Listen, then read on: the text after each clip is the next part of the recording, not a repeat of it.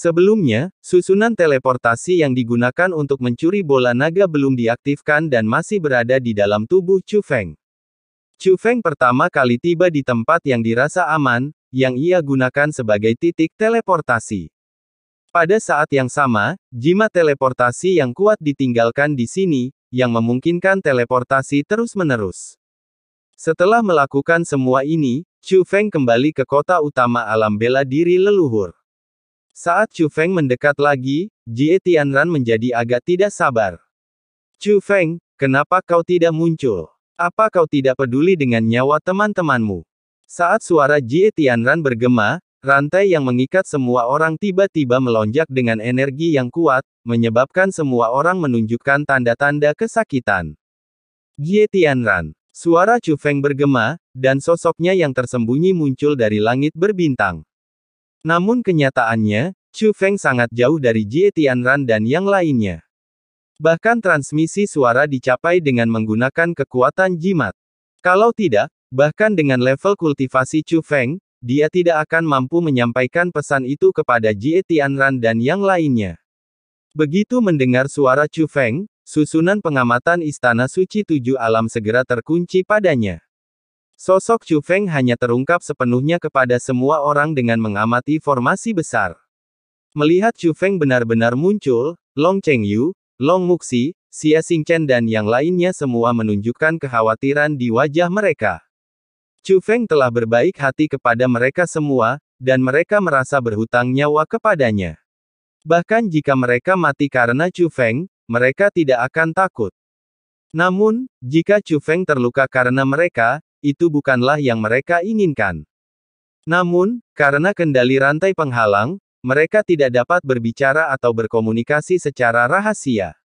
Kenyataannya, kalaupun memungkinkan untuk mengirimkan suara secara rahasia, hanya mereka yang berada di alam dewa surgawi dan alam naga surgawi yang mampu melakukannya karena jaraknya. Berbeda dengan kepanikan dan kekhawatiran teman-teman Chu Feng. Namun, pasukan Istana Suci Tujuh Alam bereaksi sangat berbeda.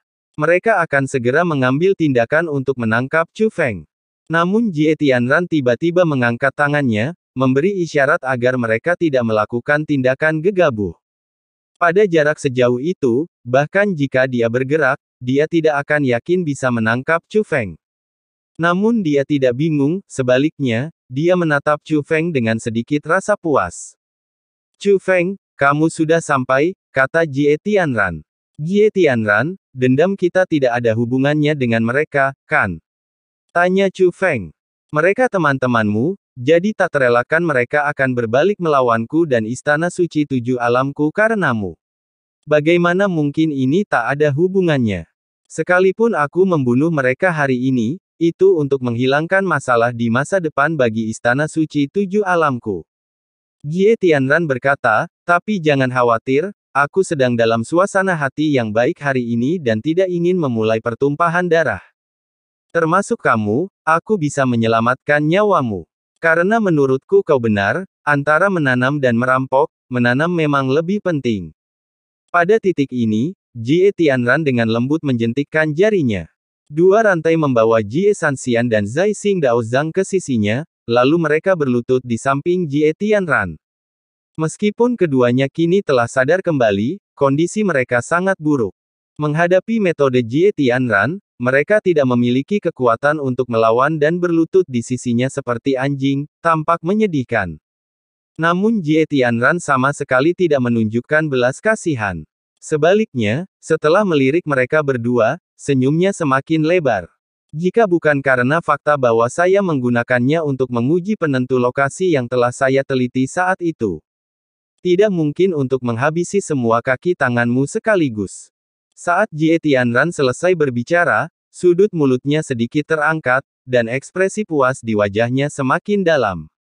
Hal ini membuat Chu Feng menyadari bahwa dia memang telah meremehkan metode Jie Tianran. Meskipun, menurut Jie Tianran, itu hanya suatu kebetulan bahwa ia menanam gu pemosisian di tubuh Taois Zaixing dan Dewa Jishan. Namun dia memang menanam kutukan ini. Long Zuoyan juga ada di sana saat dia menyembuhkan Master Zaixing dan yang lainnya. Meskipun kultivasi Long Zuoyan telah mengalami kemunduran yang signifikan karena kejadian di zaman kuno, dan masih jauh dari puncaknya, dia masih jauh tertinggal. Tetapi bagaimanapun juga, dia adalah seorang spiritualis dunia tingkat atas dari zaman kuno, jadi pengalaman dan metodenya tidak diragukan lagi. Bahkan dia gagal menemukan posisi Guiyang Jie Tianran tanam di tubuh Daoist Zixing dan Immortal Jishan. Jelas bahwa metode Jie Tianran tidak boleh diremehkan. Jie Tianran, kau melakukan semua ini karena kau menginginkannya, kan? Saat Chu Feng berbicara, dia membuka telapak tangannya, dan 3 pecahan kunci terbang keluar. Kamu memang cukup pintar. Meskipun aku lebih tertarik pada garis keturunan kerajaanmu dan asal-usul garis keturunanmu. Tapi aku juga tahu bahwa kamu tidak akan mempertaruhkan nyawamu untuk orang-orang ini. Oleh karena itu, hari ini, saya hanya menginginkan 3 fragmen kunci itu. Serahkan pecahan kuncinya, dan aku akan melepaskannya, kata Jie Tianran. Chu Feng mendorong telapak tangannya ke depan, dan seberkas cahaya dengan cepat terbang ke arah Jie Tianran. Namun pada akhirnya, ia berhenti di tengah langit berbintang antara Chu Feng dan Jie Tianran. Objek itu berhenti, lalu meluas dengan cepat, berubah menjadi gerbang penghalang. Itu adalah susunan teleportasi yang dibuat oleh Chu Feng.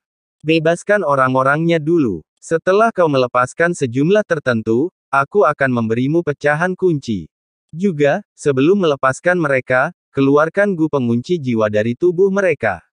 Kata Chu Feng. Bisa. Jie Tianran tidak menawar, sebaliknya, dia hanya melambaikan lengan bajunya. Dari orang-orang yang diculiknya, sepertiganya kehilangan gu pengunci jiwa, dan rantai yang mengikat mereka juga dipatahkan.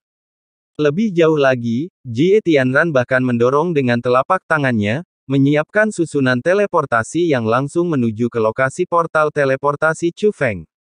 Lebih jauh lagi, terowongan teleportasi dari susunan teleportasi ini bersifat transparan, sehingga memungkinkan orang di luar untuk melihat apa yang ada di dalamnya.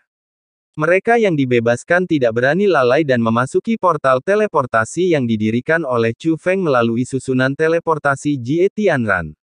Melihat orang-orang itu berhasil melarikan diri, Chu Feng melemparkan pecahan kunci ke Jie Tianran.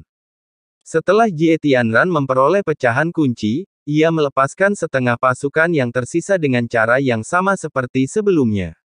Namun, perlu disebutkan bahwa karakter penting termasuk Long Chengyu, Long Muxi, Hua Hua, Xia Xingchen, Tuteng Jiu Dao, Zixing Daozang, dan Jishan Xian.